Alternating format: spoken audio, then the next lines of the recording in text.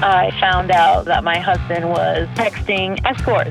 He does have an addiction to porn. It was something we thought we can fix, but that failed. I don't want to focus on healing him. I want to heal myself because I feel re-victimized, and I just don't want to live with these secrets anymore.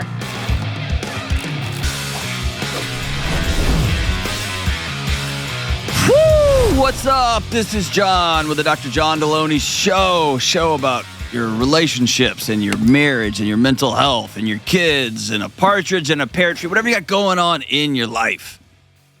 If you want to be on this show, it's real people going through real challenges. Give me a buzz at 1-844-693-3291. Leave a message after the beep. And if you don't know what that means, you are not old enough. Or go to johndelony.com/ask, ASK. Fill out the form. Is it a JOT form? You know what a JOT form is? I don't. That just sounds like something from the old days. You can print it out on a dot matrix printer and mail it in to us. Or write it on a piece of papyrus. Is that a thing? We had 17 listeners and we were down to 14, and I haven't even started the show yet. My gosh, I'm terrible at this. Hey, look, this is awesome. So, I don't know, like a year ago when the book was coming out, we made some punk rock t-shirts. Because I still like to go to punk rock shows, and I'm still getting in line and buy punk rock t-shirts. I love them. And so we made some Delony shirts. And then they made their way out into the wild. And then I started getting all sorts of cards and letters and internets stuffs about, hey, how do I get these shirts? How do I get these shirts? And so we made them limited run. We did not make a bunch of them. I don't want to have boxes and boxes of shirts that are just Delony shirts, because there's still a strong possibility this whole thing crashes and burns. So here's what we got. Multiple colors and some dope designs. So the first one is straight up shirt. If you're watching on the YouTubes, it just says Delony on it. It's like the old Johnny Cash shirt that says cash, except not. And it's in black. Look, I see the great Ben wearing it with his huge muscles. And we have another shirt. This is looks like AC/DC, except it says J Lightning Bolt D. Also in black. And we got the what do you call these, Kelly? They're not devil horns, but people write us mean letters and say, why do you have devil horns? Rock and roll symbol. It's the universal sign of it's time to start mosh pitting. And it's how you tell the lead singer of the metal band you're seeing, I approve of what you're doing. It's just like that. Or if you're like me and you take a lot of photos and you're super awkward and you don't know what to do with your hands, you just do this sign. Otherwise, you have to do the hang loose sign, and I don't know how to surf, and I've never been to San Diego, so you just have to do this. So anyway, we got that shirt too. Go to RamseySolutions.com/store, and when these shirts are gone, they are gone.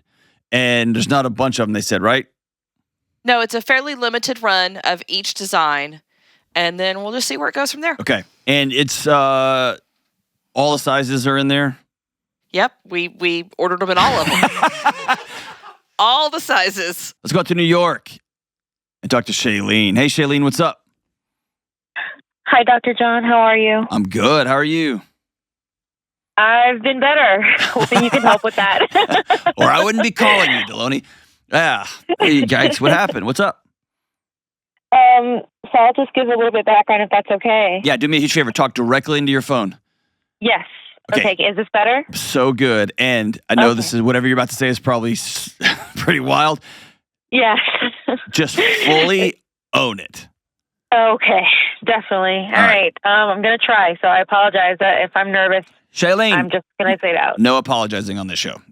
Okay. Go full New York Shayene. Go for it. Will do. All right. So my husband and I have been together for about 10 years, married 6. It's been ups and downs like most people. However, this year has been so far a lot of downs.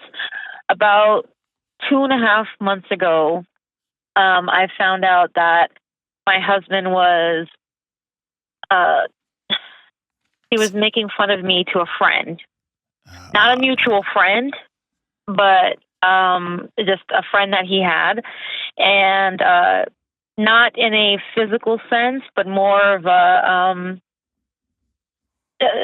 things that you would share with your person that shouldn't be shared elsewhere and poking fun at it. Like what?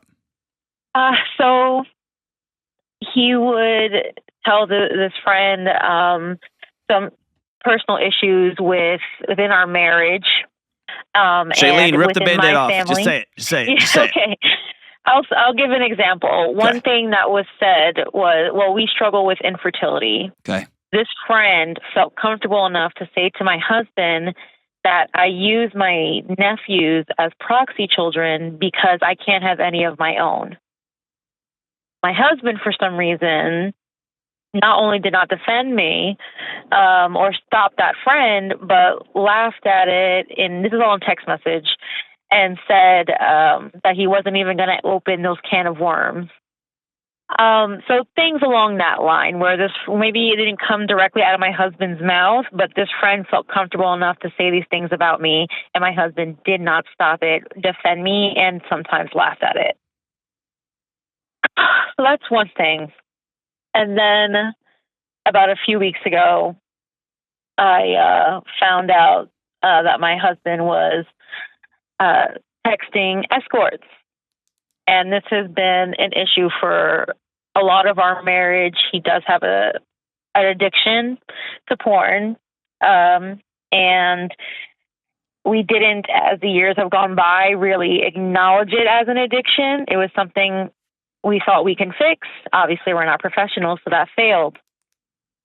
But this time around, to get to my question, I don't want to focus on healing him. I want to heal myself because I feel re-victimized, and I just don't want to live with these secrets anymore. I want to focus on my healing, but I don't know how to do it. I'm in therapy, but like, it's just, I'm overwhelmed. I'm overwhelmed, and I don't know how to come back from this time around. Oh, man. So there's a lot here. This is like, like I'm as confused as you are, I guess is what I would say. Yeah. My wife and I went through a period of infertility. Mm-hmm. And I used my friends' kids as proxies. So that to me isn't an insult. See what I'm saying? Like, I wanted to hold a baby. Right. So my buddy had two young kids, and those were like, I couldn't wait to go to the house. Right. And in fact, there's a bunch of dudes, and we got together every Monday night, and we always let his like 8-month-old little boy come because it was like, I just wanted to hold a baby. And so that in and of itself, unless you and your husband have talked about, hey, this is super sensitive, I don't have this conversation. Mm-hmm. So here's what I'm wondering. Right. Sometimes we get to a place relationally with people where we're done. Right. We're done either we don't want to be in a relationship with them at all, or the way we've been in relationship with them for a period of time has ended. And when we get there, we can interpret everything they say and do, every emoji they send through that lens of, I'm out of relationship with you. And because other times it may just be hilarious.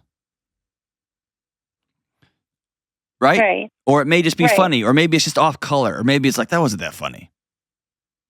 But if we have the lens, if we have the pair of glasses on that I'm done in this relationship, I'm done, then we're going to interpret everything. We're going to attach stories to everything. Right. Right. And so here's what I'm saying. In a healthy, ride or die marriage, finding some text messages from one of your husband's buddies that are off color, insensitive, and he doesn't respond the way you wish he would have responded. Hey dude, that was super uncool what your friend said, and my hope is that you would defend me. Yes. And we're going to have that conversation. And he might look at you and say, I think you do like hold on to our nephew. Your nephew's really tight because we don't have any kids. And I'm glad that you do. And you could say, I don't think I'm doing it right. You'll have that conversation, that debate, that discussion, that argument. Right. But you interpreted that exchange between them as yet another brick in the wall of my husband sucks. Hmm. Does that make sense? It makes sense. I not so much as that he sucks, but just another instance of not defending me, of not sticking up for me or what is being said in private as opposed to my face. Let's get beneath that. Your husband's with escorts. Mm-hmm. Let's deal with that. Yeah. Your husband has nuked the foundation of your marriage. It's over. Yes. What was no longer exists. Yes. And so I want you to sit in the seriousness of that, not play whack-a-mole with a bunch of texts and exchanges and this and that. Mm. Your husband was communicating. Was he with them? No. How do you know? I don't know. Okay. So just to be safe, I, get myself tested, even though he swears up and down he did not. But, at this point, where's the trust? Right. So I tried to do right by myself first. Okay. So let me ask you the most terrifying question I can ask somebody. Mm-hmm. What do you want?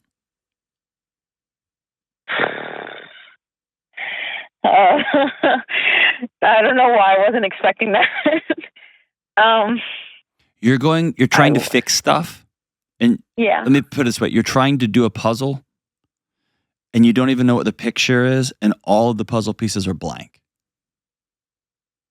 And until you can begin to have an image of what you're trying to build, it's going to feel lost and chaotic. And some people, when they feel that kind of lost and chaotic, they listen to a jillion podcasts and read a bunch of books. You know what really that is? It's a Xanax. Mm-hmm. It's a way to not feel that disorientation and that loss. Or they get really angry at everybody and they see evil everywhere. Or they withdraw and hide from the world and just sleep a lot. Or they work 500 hours a week. So what do you want? I want what we promised each other. Nope, not a we. What do you want? I want to be happy. Okay, what does that mean? Because that's a feeling. That's a fleeting state. That's a cup of water on the way to finishing your marathon. What do you want? Can I give you a couple of examples? Yes, please. Okay. And I said earlier, this is the hardest question I can ask somebody because it's terrifying. I want a home that is filled with peace and laughter. Yeah. And so here's how I had to go get that. In my house, I can't have peace if I owe somebody money. Makes me insane. So that means I drive crappier cars. That means for almost our entire marriage until a few months ago, we didn't live in super big, nice, whatever houses. We lived in safe. I mean, they were nice houses, but I didn't want to be happy. I wanted peace. Happy would be driving around in a 2024 Tundra that's all doped up and it's but that wouldn't have given me peace, which means in the long haul, I would not have been happy over time. I want to feel safe in my marriage. What does that mean? That means I have to trust. That means I got to be able to tell her anything and expect that she's going to tell me that in return. Right. I want, here's something I want. I want to never worry that my body's going to fail me. Well, that means crap. I got to exercise every day. That means I got to sleep. That means I got to go to counseling. That means I got to do weird mobility exercises, which I hate doing. I'm never happy when I'm doing it. But man, when my 8-year-old daughter comes in and she's like, "Hey, Dad, you want to wrestle?" And I'm like, "Bring it on." And we roll out the mat in the living room and we get on the floor and get after it. I'm not worried about my knee going out or my back going out. Right. So I think the ultimate question, and we won't solve it here, okay? The Right. question I think you have to ask yourself is, what do you want? And if it is, I want to not be married to a guy who feels so dead in his current life. And by the way, he's choosing this, to feel dead in his current life. Right. That he can only get excitement, he can only feel life through unknown people on the internet doing crazy sex stuff. And when that ceases to help him feel alive, he then calls professional sex workers. He didn't do anything with them yet. He just texts them. He just calls them because that gets his heart rate up again. And you and I both know the next step, because this drug will wear off too. Yeah. Right? So you're there. And so maybe what you want is, I want to feel alive in my own home. I want to feel alive in my own marriage. I don't want my husband outsourcing life to professional sex workers. Right. I'm worth more than that. And Shayene, if you didn't know that, I'm telling you right now, you are. And he is too. Wow. You just hit like a big point there. That's like a thing in therapy that I'm working on is, like, why do I allow these things, like to make me feel like not worthy, that I don't feel worthy of. Okay, I want to challenge you. Defending myself. Can I challenge you? Yes, please. And I'm going to say this with love in my heart and with a smile on my face, okay? Yes. I don't care how you feel. Okay. I care what you know. Okay. Feelings come and go. I often don't feel like working out, but I do it anyway because I know what it gives me at the end of the day. I don't feel like doing the dishes 95% of the time, but I know it gives my wife peace. I know you don't feel worthy of being loved, but you are. Period. And so in those moments when you grab something to pay your Amazon thing online and your husband didn't clear the search history, and that feeling in your guts just drops, and you go to delete it for him because you don't feel like fighting it, you don't feel like dealing with it, or you instantly go, God, I need to go to the gym because I don't feel as beautiful as this woman who just popped up. I don't care how you feel. Right. I care that you know you're worth more than that.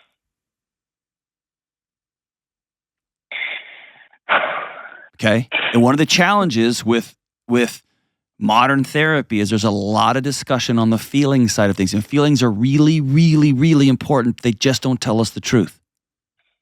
Right. Okay? That's not their job. Their job is to keep us alive. And so I need you to hear me say, I've never even met you, and I know this as a fact. You're worth being loved. And you're worth being loved by somebody who doesn't outsource part of his aliveness to sex workers. Right. And you're worth looking at a guy and saying, okay, you got weird fantasies? Tell me about them. Let's go get a glass of wine and talk about them. What? Yeah, tell me. I'm not scared of you. I'm not scared of you. That is so right. That's what I feel. Let me scratch the feeling. I know. That's what I know. There you go. Now we got it. I know we've had these discussions. I have prompted these discussions, not just now, but for years. And it's been a lot of, I don't know. And so at this point when it happened, I was like, listen, what is it? What is it that you need? That is it like a sexual thing or whatever? And it was none of those things. No. And now he's in his own therapy, and I get that. That's going to take a lot of work. And I told him this time around, I can't do the work for you. Amen. Amen. But you don't believe that. I need to do it for myself, though. You don't believe it? I do. Okay. I do. You promise? I said I'm not going to do it. Yes, I promise. Good. I told him, and I have not. I have not done it. It's been like a month and a half. I said, no, you're going to do it yourself. Awesome. He has to. And here's the deal. Pleaser that I am. Hold on. He's going to do his work. and you're going to do your work. Right. And if you choose and he chooses, y'all are going to build a new thing together. Yes, that's the goal. But the I want,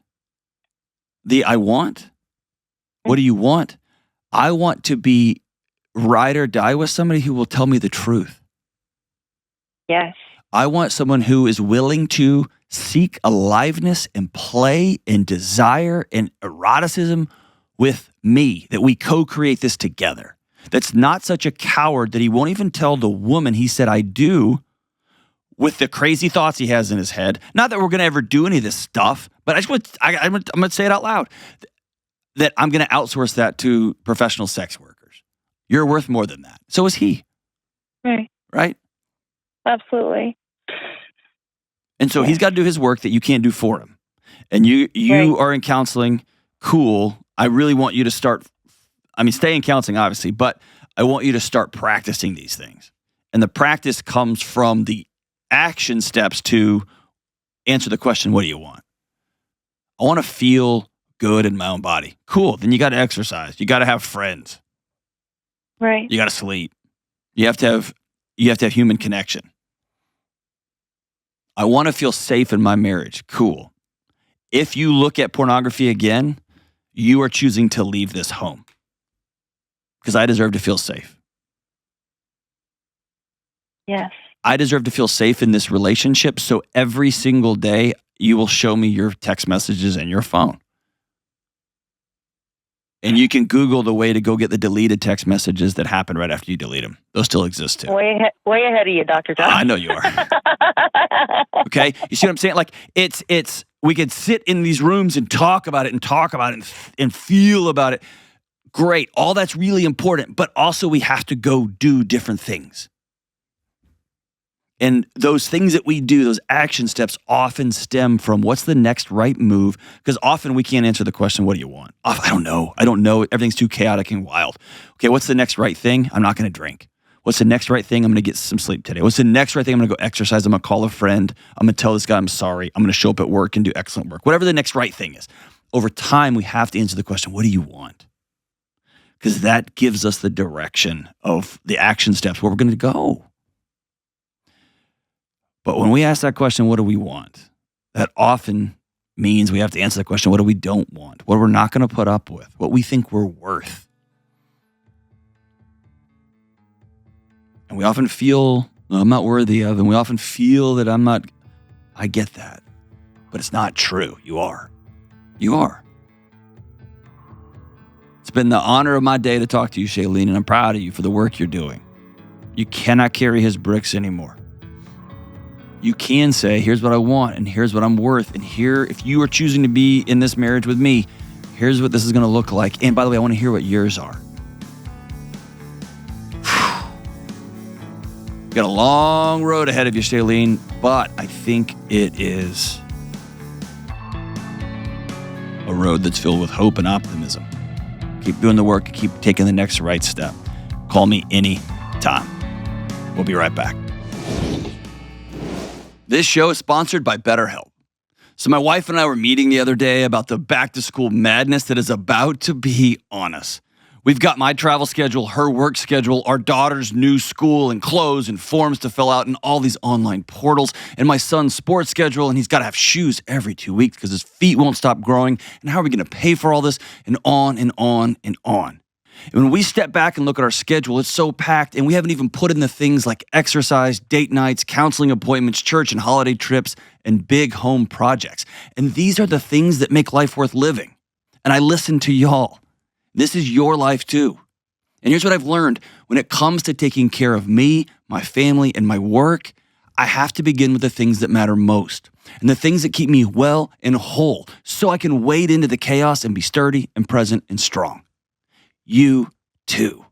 So as you're planning your upcoming end of summer and fall plans, make sure you don't skip date nights, don't skip regular exercise, and don't skip your regular therapy appointments. Yes, therapy can be hard work, but it can also help make the rest of your life possible. When it comes to therapy, I want you to consider calling the team at BetterHelp. BetterHelp is 100% online therapy staffed with licensed therapists. It's convenient, it's flexible, and it's suited to fit your schedule. With a good therapist, you can learn things like positive coping skills, how to set boundaries, how to deal with all the chaos going on in your life, and how to be the best version of yourself. In this upcoming season, make sure you put on your oxygen mask first. Never skip therapy day. Call my friends at BetterHelp. Visit BetterHelp.com/Delony today to get 10% off your first month. That's BetterHelp, HELP.com/Delony. All right, let's go out to Houston, H-Town, and talk to Dakota. Hey, Dakota, what's up? Not much. How are you, Dr. John? Awesome. What's going on in your life? Well, that's a great question. So my question is, how can I find fulfillment and manage severe trauma triggers without relapsing? Ruh-roh. So what's going on? Well, I checked myself into... Actually, let me start with this. Thank you. I'm getting emotional. I don't know that I could have made the change in my life if I didn't find your show. Wow. Well, thank you. What change did you make? Well, I went to rehab. I stopped drinking. I did a whole lot of work. I took the PCL-5 when I got there. What was your score? My problem, 70. Lee. I'm laughing with you, not at you. Wow. That's what I said. I went, oh, cool. Yeah, So no, hey, hold on. Decidedly not cool. Super not cool. Yeah. So I did a lot, like 7 to 10 sessions a week of CBT treatment. Okay. And I'm happier than I've ever been. I mean, I had my first drink when I was 9. I didn't know life without it. Yeah.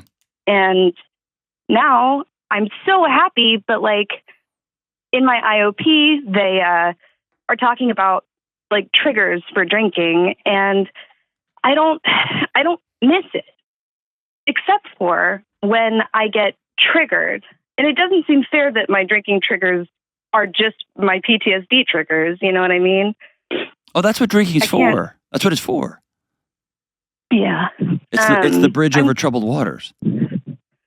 Yeah. I'm really struggling in those moments when I do have an episode. It's the only time that my body wants to drink. Sure. And you realize your body's working perfectly in that moment, right?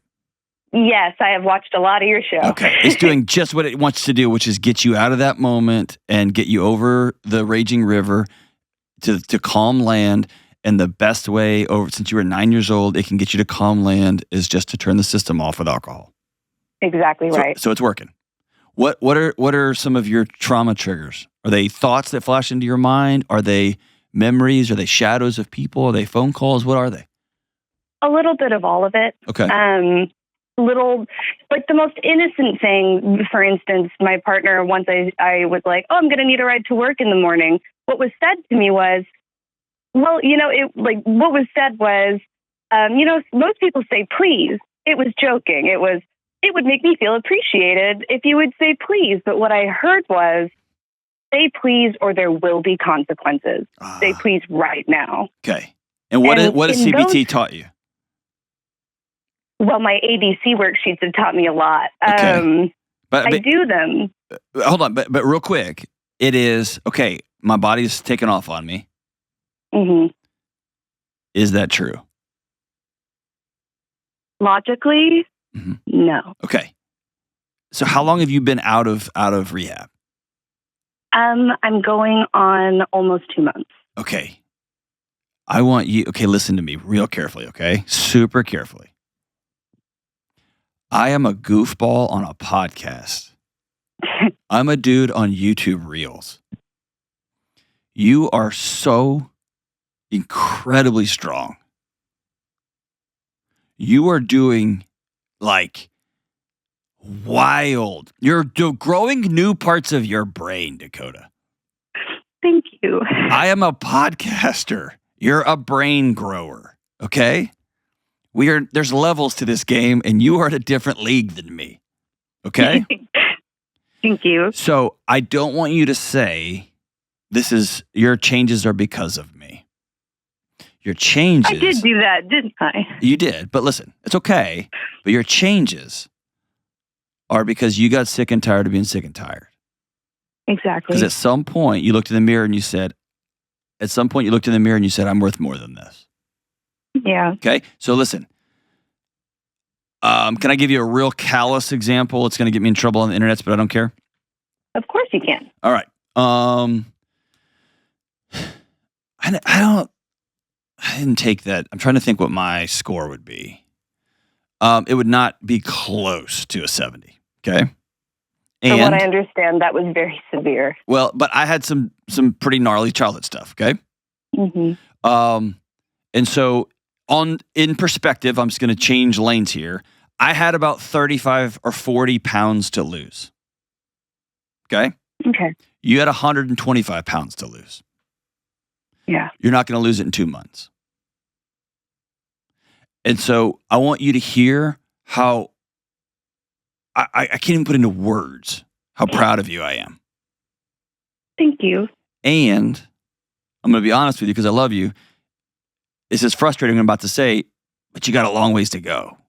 So be patient with Dakota.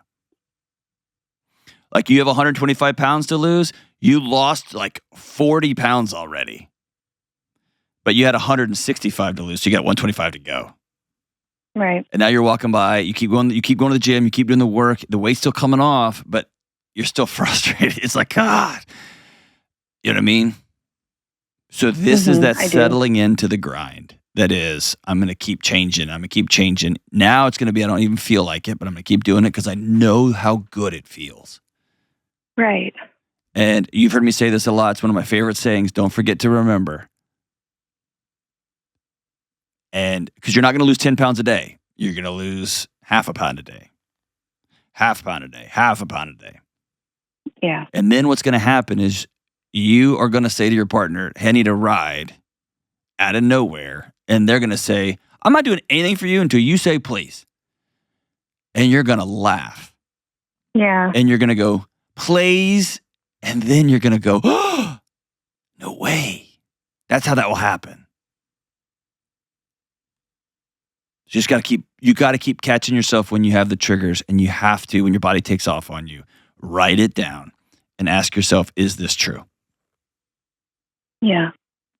And when I was first healing, I put my hand on my chest. For some reason, that stabilized me. I put my hand on my chest and I would look at the piece of paper and I'd say, is this true? Now. Yeah, and that's what the ABC worksheets are so good at. Yeah. That's why I really enjoy them. But and if you still need the worksheets, use the worksheets. Because they work. There's no shame in that. No. No. I don't know. I just feel like I should be further. Nope. I can't believe how far you've come in 2 months. Thank you. It's astounding. Is your partner, are you deeply loved? Like to where you know it? Oh my gosh, yeah. Okay. Because outside of that, I wouldn't know how you're doing this. I have a great support system. Okay. Amazing. And you have the courage to use it. So give me a specific trigger that sets you off, and let's come up with a plan for that one. Okay.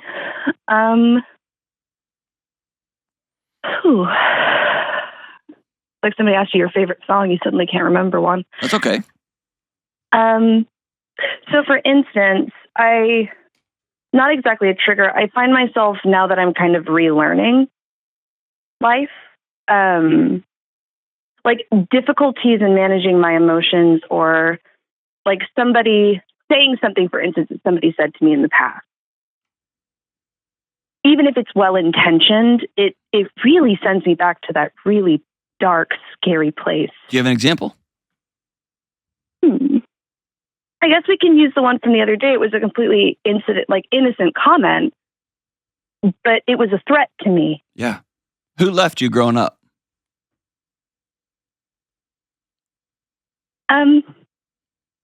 My dad wasn't around super often. Okay. And when mom was around, was she present with you, or was she there in body but not in spirit? She was with me. Okay. She's a great mom. Okay. But yeah, my dad, he's a card. He's Okay. a troubled guy. Yeah. That's probably the So understatement of the that's a year, big wasn't one. it? Yeah. God, he's a troubled guy. Golly, man. All right, so, was that a troubled man or was that evil? He got there. Okay. All right.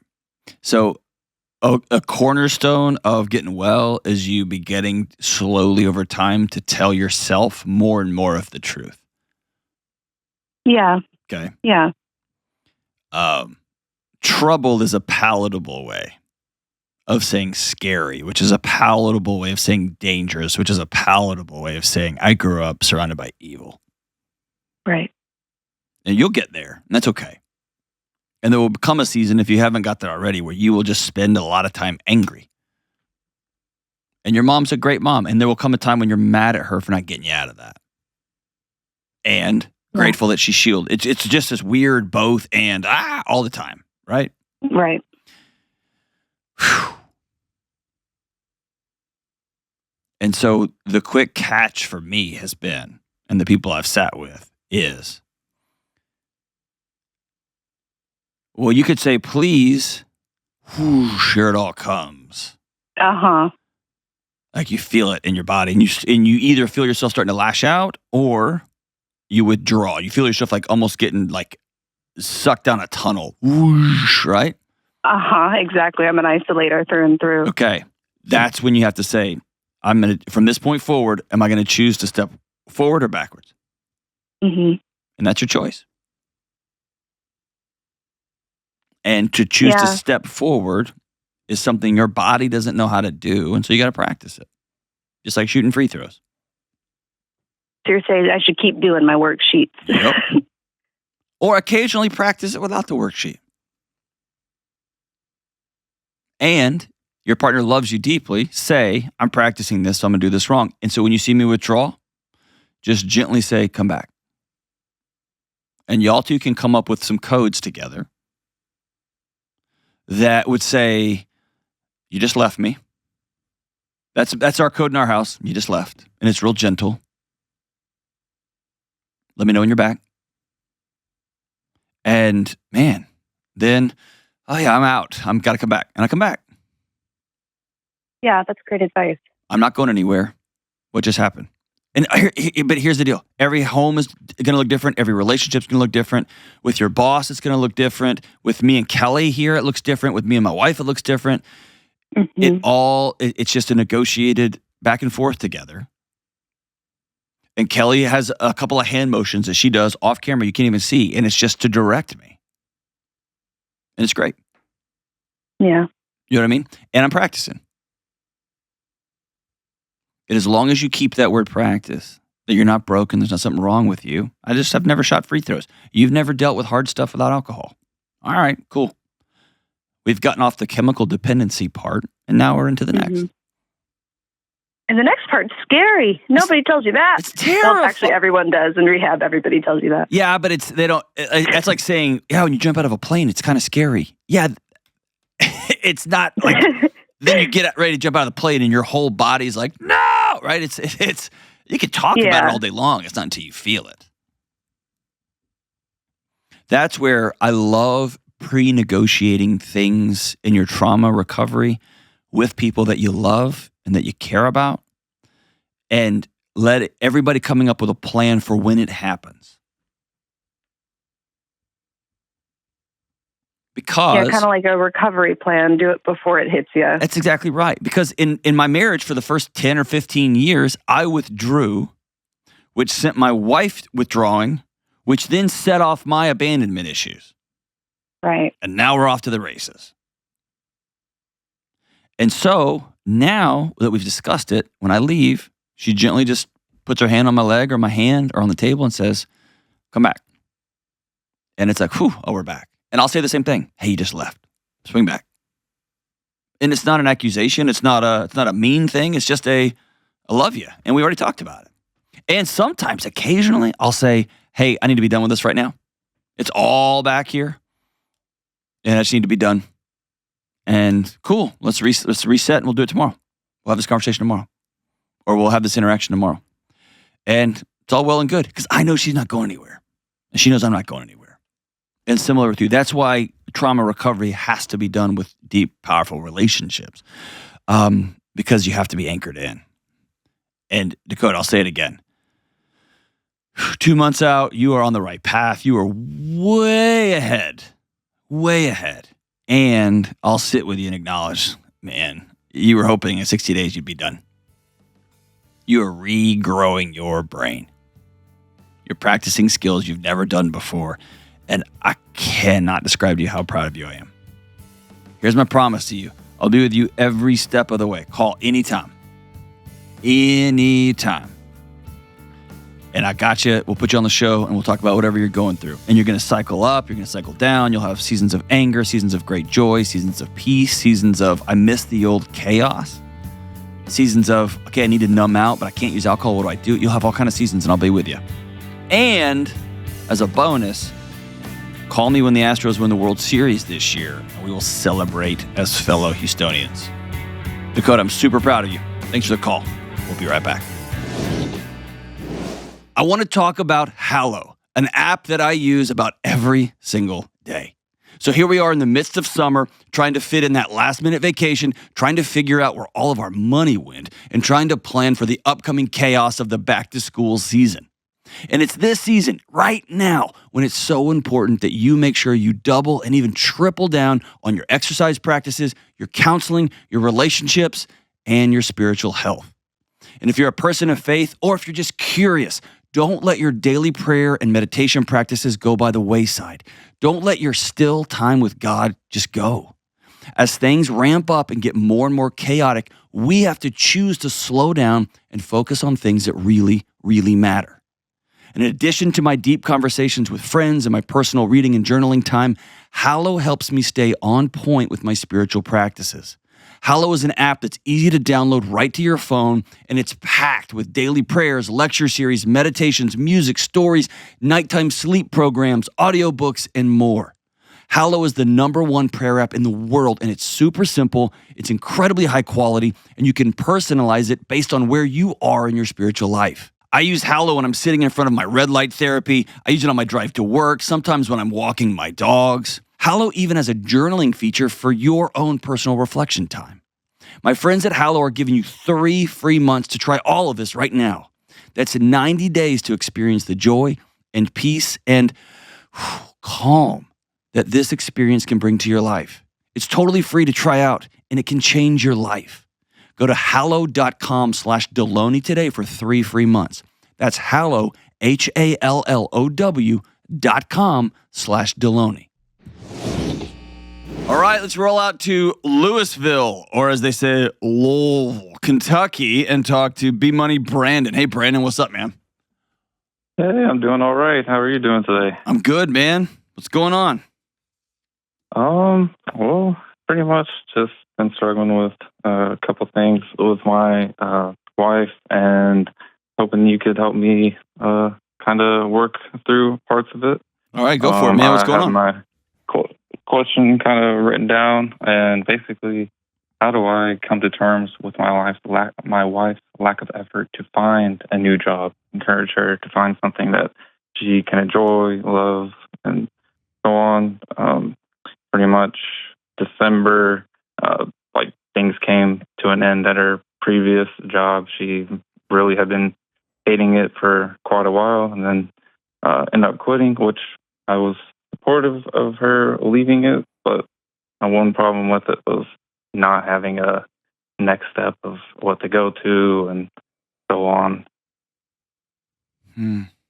So the last, 6, 7, 8 months, you just been hanging out? She's done a few things. Like she's also been in the National Guard, so she would do that on the weekends. But that's been that's a thing, right? Last few. Yeah. It's certainly a thing. That's been over for a few months now. Okay. Her 6 years was up there. So now it's really to the point where there's like nothing there. It's like she did a few extra classes in school while she was working to get enough credits where if she wanted to go for CPA, she had the credits where she could do that. But the follow-up of actually going for that or having an actual idea of like something that will persist more than like a few more months is not quite there. It's really my problem, is the like kind of future looking part of it. It's like today is okay, but what about another few months down the road? Does she struggle with depression? Or years? I don't know if I would say exactly that when she first quit her job, but it's certainly possible the last few months. I guess I wouldn't say we, but she ended up having a miscarriage the last few months. So possible there. Nothing like diagnosed and such. She hasn't talked to anyone about it, but I mean, it's reasonable. She has been super upset, even just random times today, last week, last month, or just pretty much random times. And so, I mean, it certainly could be part of it. How's your marriage, man?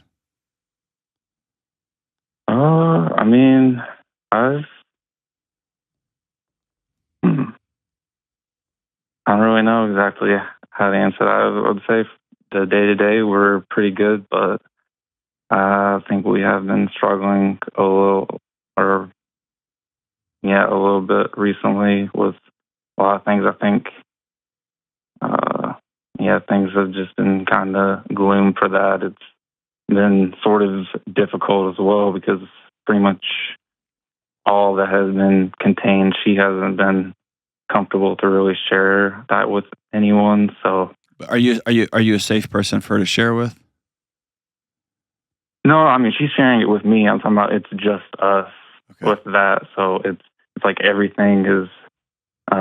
And that's fair. Like I'm not sharing that with anyone because I'm trying to respect that. 'Cause, obviously she is the main person that experienced that, but it's pretty much just been us going through that, and I want to respect that. It's like her family and such. Are you talking about pregnancy loss? Oh yes. Sorry, I thought I thought you got No. got that. Yeah. All right. So basically, I need you to hear me very carefully. Okay. Like as intently as you've listened to anybody. Both of y'all lost this pregnancy. And you're struggling with how to feel because you don't feel it as deeply and as heavily. And she knows that and she feels that. And she's already on an island and she probably feels as lonely as she's ever felt. And I know this because, brother, I was you. I did not understand the weight of what my wife was carrying after miscarriage 1 or miscarriage 2. And I missed it. So if you get nothing else for this call, we can talk about the job stuff, dude. But if we can get nothing else for this call, today, when you get home, I want you to shut the door and I want you to ask your wife, hey, will you listen directly to me for a minute? Just direct. I want to tell you something vulnerable and straight. And hopefully she'll say, sure. And I want you to hold her face in your hands and look her in the eyes and say, I love you and I'm so sorry that we lost this baby. And she'll probably get stone rigid and just begin to melt. And I want you to say, and I'm sorry that I missed it. You've been all alone in this, and I'm sorry. Will you do that for me? Yeah, I'll do that. Okay. And that's fair. I think, I probably... Many men try to solve miscarriages with information. And that's not how you sit with a hurting person. Okay? And I'm just telling you, dude, because this isn't something I learned in grad school. It is, but I've done this myself. I screwed this up in my own home. Okay? Okay. Yeah, that's fair. I will do that. And I want to back all the way up. I without talking to her, I don't know why she quit her job 7 months ago and hasn't found a new job. That usually tells me there's something else going on inside your home. Now, you mentioned she is no longer a part of her military community. She's out of that. Yeah. You told me she's experienced a pregnancy loss. I'm telling you that even though you're probably a good man and a good husband, she has completely folded in on herself inside her own home because she recognizes she's all by herself.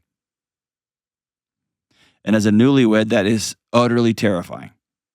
In the same way you're asking yourself, good gosh, is she just going to sit here for the rest of our marriage and just not work? She's asking herself, did I just sign up for 50 years of being completely and utterly alone in my grief and my sadness and in my hurt and in my pain and in my loneliness? Now, I don't know if that has anything to do with the job part. And maybe you called asking for the job, but there's much bigger issues going on here. When you ask her about the job part, what does she say?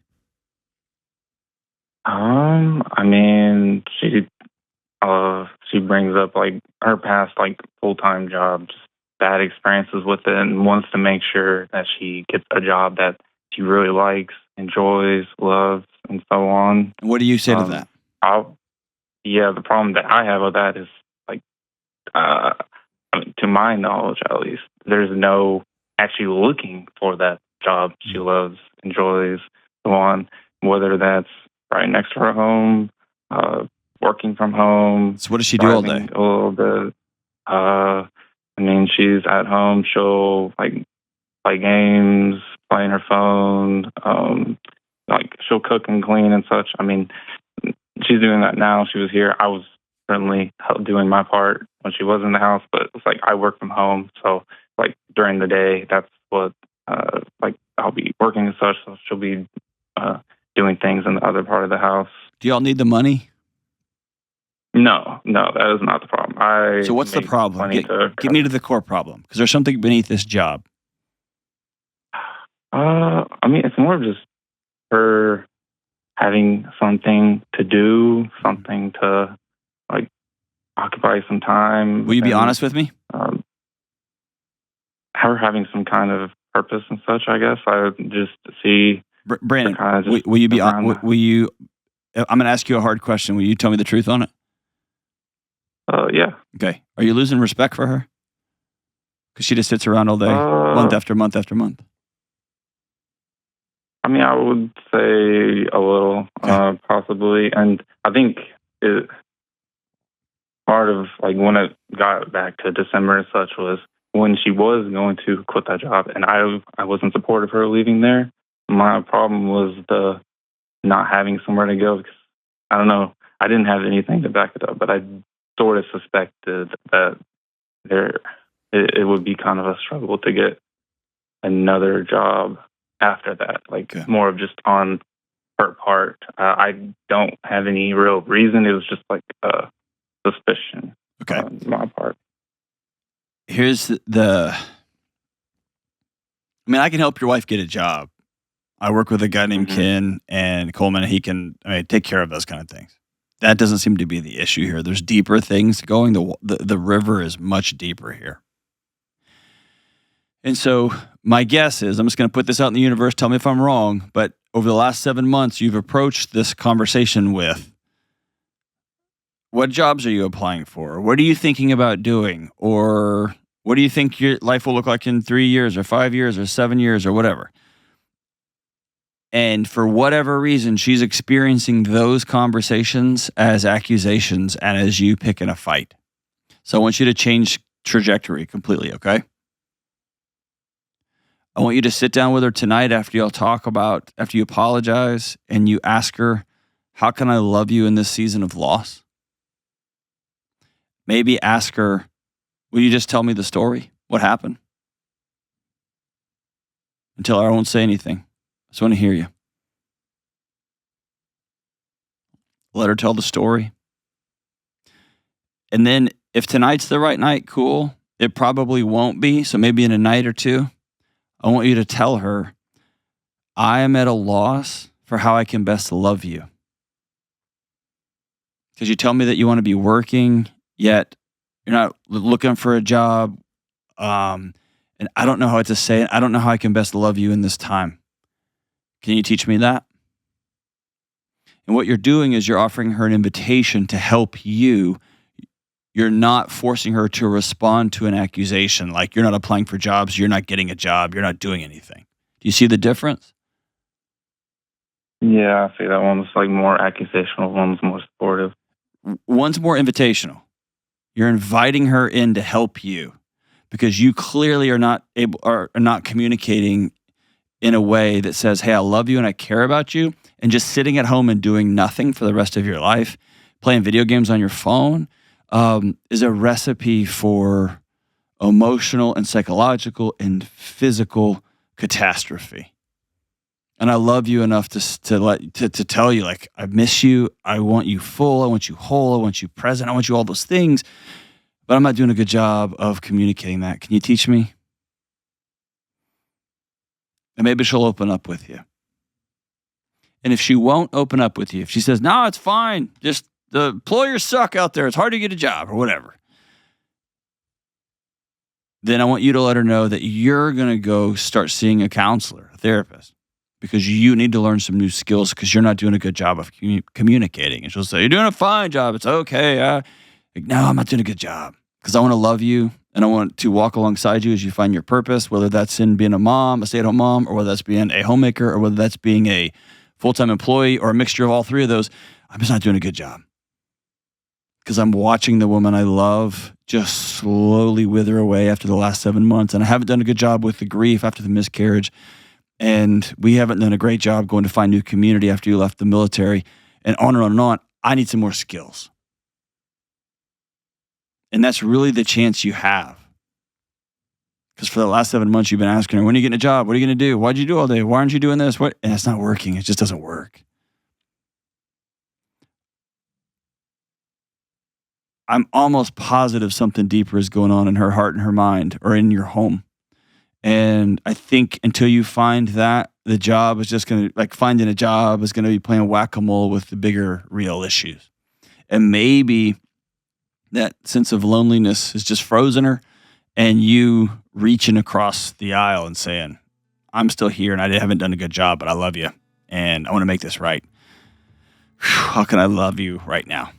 Maybe that's a path. That's a turning the light on in the distance. Maybe she'll go see a marriage counselor with you. But I can tell you this. As her husband, you're watching her in pain and you're watching her hurt. I want to challenge you to be vulnerable. Go first. Tell her that you're sorry, that you love her, and that you're ready to listen, and that you're ready to do things differently. And maybe she'll respond to your invitation. You haven't done anything wrong. You're not a bad guy. But we gotta heal this thing. Somebody's got to go first. Let's let that be you, my friend. Thanks for the call, brother. We'll be right back. I cannot shut up about my Helix mattresses. My sister is staying with me this week, and she came down looking this morning like she just woke up from a coma. And her first question was, what in the world is that mattress? And I sang it to her, Helix. I got a Helix for every bedroom in my house. I sleep on a Helix mattress every single night, and I love it. My family loves it. Our sleep is getting better and better and better. As soon as you can, I want you to get online and take the Helix Sleep quiz. And you're going to find your perfect mattress in under like 2 minutes. And there's a mattress for every fit, soft or firmness level, mattresses for side sleepers and back sleepers and stomach sleepers, and mattresses for every shape and size of person. And they also have a bunch of mattresses at a bunch of different price points. Whatever you order, you can try it out for 100 days, risk-free, and they're going to deliver it right to your home. And in no time, you'll be sleeping your best sleep. Helix nailed it just for you. The perfect combination of comfort and support. And right now, it's time for the Labor Day early access sale. Up to 20% off all the mattresses plus 2 free pillows. And when you buy Helix, please make sure you tell them you're a Dr. John Delony Show listener. It helps you out, helps me out, helps all of us out. Go to helixsleep.com/Delony. That's Helix Sleep, HelixSleep.com/Delony. This offer won't last long, so go right now. Because with Helix Sleep, better sleep starts now. All right, we are back with, and am I the problem? Go for it, Kelly. This is cool crap that happened. This is cool crap that happened. Yes, it is. Wow, you are producing the heck out of this show, Kelly. Well, I am. One of us is not hosting the heck out of it. See, she's mean back. She's mean back. And you're brilliant and tough and beautiful. The trifecta. Trifecta. All right. Anyway, from Sarah. It is weird seeing you with both a tattoo of my name and a shirt with my name on it. People, just so you know, if I had a tattoo, which I don't, it would not be of John's name. It's on her Just neck. so you're aware. All right. My husband and I and our 17-year-old daughter and 16-year-old son were recently gifted a week-long vacation to Florida, which sounds amazing. We totally thought the kids were going to give us a peace out and take off as soon as we arrived, especially after the 18-hour drive. This is not a vacation. That's a trip. Yeah. All right. It was completely the opposite. The four of us had a lovely unplugged time just relaxing and hanging out at the beach. My childhood was complete chaos, knowing that my growing children choose to be with me made me feel like an awesome mom. I truly see that together we have built something solid. It's a trip my husband and I will always cherish. Oh, and on our way back, we took a detour to check out Ramsey Solutions, where we were treated like rock stars. So, nice job, Sarah. Way to go, Sarah. Mom of Being a great mom. Yeah, dude. Because trust me, 16 and 17-year-olds won't hang out with you No. if they don't like you. And they're pretty clear on that. I mean, Yeah, they're real clear. they're not on worried that. about your feelings. Nope. Neither, incidentally, are show producers. Don't care about your feelings either. I don't get paid to care about your feelings. Here we go. Yeah, that's awesome, dude. Hey, those are those cool moments when, like, I'm not good at being a parent. I'm not good at being a parent. I'm not good at being a parent. And then your kid just takes your hand while you're walking. And I'm not good at being a parent. I'm not good at being a parent. And your kid's like, no, we want to hang out with you guys. And you just exhale. Like, that's awesome. Good celebration. Way to go, Kelly. I didn't do it. Sarah did. Oh, yeah, your kids for sure would not. Just kidding. Nate, your kids love you. I have a good relationship with mine. Yeah. My son's getting his senior pictures taken right now. A little. That's why you're taking shots the whole show. I could see you out of the corner of my eye. Putting them away. And we know what comes after shots. More tattoos. Hey, thank you guys. Appreciate y'all. Stay in school, don't do drugs. Bye.